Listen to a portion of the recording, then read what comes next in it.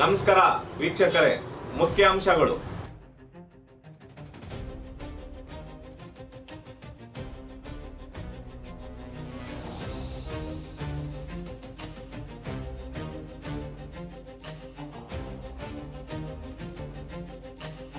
Banner ಬಿಚ್ಚಕ್ಕೆ ಹೇಳಿದ್ರ?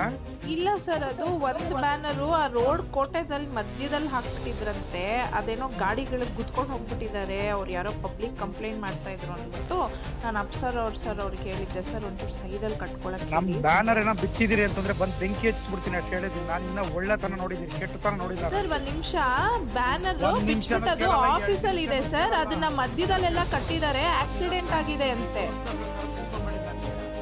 Sir. ಒಂದ್ ನಿಮಿಷ ಕೇಳಿ, ಅದು ಆಕ್ಸಿಡೆಂಟ್ ಆಗಿದೆ ಸರ್. ಪಬ್ಲಿಕ್ ಇಂದ ಕಂಪ್ಲೇಂಟ್ ಬಂದಿದೆ. ಕಂಪ್ಲೇಂಟ್ ಬಂದ್ರೆ ಬ್ಯಾನರ್ ಹೆಂಗ್ ಕೀಳ್ತೀರಿ? ಬ್ಯಾನರ್ ಕಿತ್ತಿಲ್ಲ ಸರ್, ತೆಗ್ಬಿಟ್ಟು ಅದು ಆಫೀಸಲ್ಲಿ ಇಟ್ಟಿದ್ದಾರೆ. ನಾನು ಬಿಡ್ತೀನಲ್ಲ. ಯಾವನ್ ಬಿಚ್ಚಿದ ಕಟ್ಸಿದ್ರೆ ಸರಿ, ಇಲ್ಲ ಅಂದ್ರೆ ನೋಡ್ತೀನಿ ನಾನು ಏನು ತಂದೀಗ. ಹಂಗೆಲ್ಲ ಮಾತಾಡ್ಬೇಡಿ. ಅದ್ ನಮ್ಮ ಎಂಪ್ಲಾಯೀಸ್ ಗಳು ಬಿಚ್ಚಿರೋದು. ಅಲ್ಲಿ ಆಕ್ಸಿಡೆಂಟ್ ಆಗಿದೆ, ಅದಕ್ಕೆ ತೆಗ್ದಿಟ್ಟಿದ್ದಾರೆ ಸರ್ ಆಫೀಸಲ್ಲಿ. ಅದನ್ನ ತಿಳ್ಕೊಂಡ್ರೆ ಮನುಷ್ಯ ನಾನು ಹೇಳಿರ್ತೀನಿ. ಈಗ ಎಲ್ಲ ಕರ್ಕೊಂಬ ನಮಗು ನಾಳೆ ಬಿಟ್ಟು ಓಡ್ಬಿಡ್ಬೇಕು ತಾಲೂಕಾ ಕೆಲಸ. ಸರ್ ನೋಡಿ, ಅವರು ಫಸ್ಟ್ ಪರ್ಮಿಷನ್ ಅಪ್ಲೈ ಹೇಳಿ, ಏನು ಮಾಡಿಲ್ಲ. ಬ್ಯಾನರ್ ಇಲ್ಲಿಗಲ್ ಕಟ್ಬಿಟ್ಟು ಹೋಗಿದ್ದಾರೆ. ಅದ್ ಅಟ್ಲೀಸ್ಟ್ ಸೈಂಟಿಫಿಕ್ ಆಗು ಕಟ್ಟಿಲ್ಲ ಸರ್. ಮಧ್ಯ ರೋಡ್ ಅಲ್ಲಿ ಕಟ್ಟಿದ್ದಾರೆ. ಆಕ್ಸಿಡೆಂಟ್ ಆದ್ರೆ ನಾವು ರೆಸ್ಪಾನ್ಸಿಬಲ್ ಆಗಿರ್ತೀವಿ ಅದಕ್ಕೆ. ನೀವು ಅಲ್ಲಿ ಅವ್ರಿಗೆ ಫಸ್ಟ್ ಆಫ್ ಆಲ್ ಅವ್ರ ಪರ್ಮಿಷನ್ ಕೊಟ್ಟೆ, ಅದು ತಗೊಂಡೇ ಇಲ್ಲ. ಅವರು ಕಟ್ಟಿದಾರಲ್ಲ, ಪರ್ಮಿಷನ್ ಕೊಟ್ಟಿದಾರಲ್ಲ. ಯಾರು ಕೊಟ್ಟಿದ್ದಾರೆ ಸರ್? ಅಪ್ಲಿಕೇಶನ್ ಲೆಟರ್ ಕೊಟ್ಟಿಲ್ಲ, ಮಧ್ಯದಲ್ಲಿ ಕಟ್ಟಿದ್ದಾರೆ. ಆಕ್ಸಿಡೆಂಟ್ ಆಗಿದೆ, ವಿ ಆರ್ ರೆಸ್ಪಾನ್ಸಿಬಲ್. ಏನಾದ್ರು ಆಯ್ತು ಅಂದ್ರೆ ನಮ್ಮವ್ರು ಜೈಲ್ಗೆ ಹೋಗ್ತಾರೆ ಸ್ಟಾಫ್ಸ್ ಗಳು. ಇರೋದ್ ರೆಸ್ಪಾನ್ಸಿಬಿಲಿಟಿ ತಗೊಳ್ಳಿ. ಅಲ್ಲಿ ಬೆಳಿಗ್ಗೆ ಬಂದ್ ಎಲ್ಲ ಕೌನ್ಸಿಲ್ ಎಬ್ಬರ್ಸ್ತೀನಿ ಜನನಲ್ಲಿ. ಹಲೋ, ಒಬ್ಬ ರಾಜೀವ್ ಗೌಡ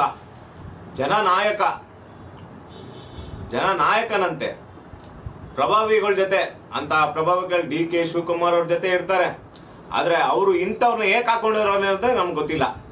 ಯಾಕೆ ಹಾಕೊಂಡವ್ರೆ ಅನ್ನೋದೇ ನಮ್ಗೆ ಗೊತ್ತಿಲ್ಲ. ಇಂಥವ್ರನ್ನ ಒಂದು ಹೆಣ್ಣು ಮಹಿಳೆ ಬಿಡಿ, ಅವರು ಹೆಣ್ಣು ಮಹಿಳೆ ಹತ್ರ ಯಾವ ರೀತಿ ಮಾತಾಡಬೇಕು ಅನ್ನೋದೇ ಒಂದು ಗೊತ್ತಿಲ್ಲ ಅಂದಮೇಲೆ ಇಂಥವರು ಜನನಾಯಕನಾಗಿ ಇವಾಗ ಜನರಿಗೆ ಸೇವೆ.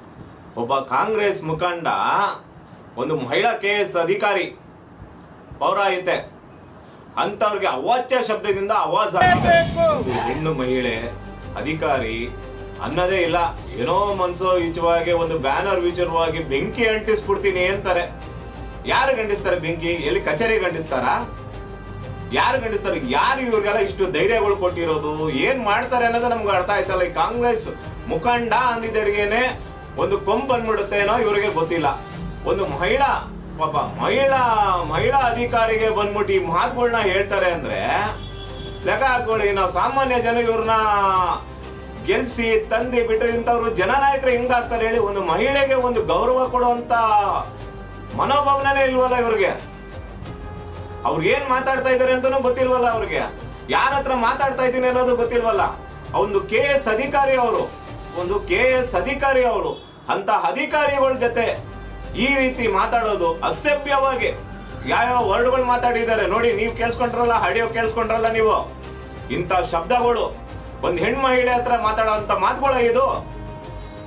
ಒಂದು ಸಾಮಾನ್ಯ ಪ್ರಜೆನೂ ಕೂಡ ಈ ತರ ಮಾತಾಡಲ್ಲ. ಇಂಥವ್ರನ್ನ ನಮ್ಮ ನಾಗಲಕ್ಷ್ಮಿ ಮೇಡಮ್, ಯಾರು ಮಹಿಳಾ ಕಮಿಷನರ್ ನಾಗಲಕ್ಷ್ಮಿ ಮೇಡಮ್, ಇಂಥವ್ರ ವಿರುದ್ಧ ಕಠಿಣವಾಗಿ ಅವರು ಮಹಿಳೆನೆ.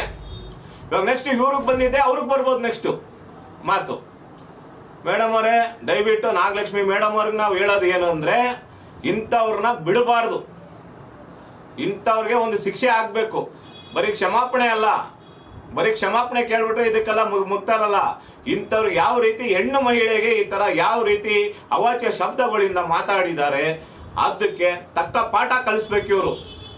ಇಂಥವ್ರು ಜನನಾಯಕರಾಗಕ್ಕೆ ಯೋಗ್ಯತೆ ಇಲ್ಲ ಅಂತ ಜನಗಳು ಇವರು. ನಾವು ಇಷ್ಟು ಮಾತು ನಾವು ಹೇಳ್ತೀವಿ. ದಯವಿಟ್ಟು ಇಂಥವ್ರ ಮೇಲೆ ಕಠಿಣ ಕ್ರಮ ತಗೋಬೇಕು. ಮಹಿಳೆಗೆ ಇಲ್ಲಿ ಗೌರವ ಇಲ್ಲ ಅಂದಮೇಲೆ ಇನ್ಯಾರು ಕೊಡ್ತಾರೆ? ಒಂದು KS ಅಧಿಕಾರಿಗೆ ಒಂದು ಗೌರವ ಇಲ್ಲ. ಕಿತ್ತಾಕ್ಬಿಡ್ತೀನಿ, ಬೆಂಕಿ ಅಂಟಿಸ್ಬಿಡ್ತೀನಿ ಅಂದ್ರೆ ಏನ್ ಅರ್ಥ ಹೇಳಿ?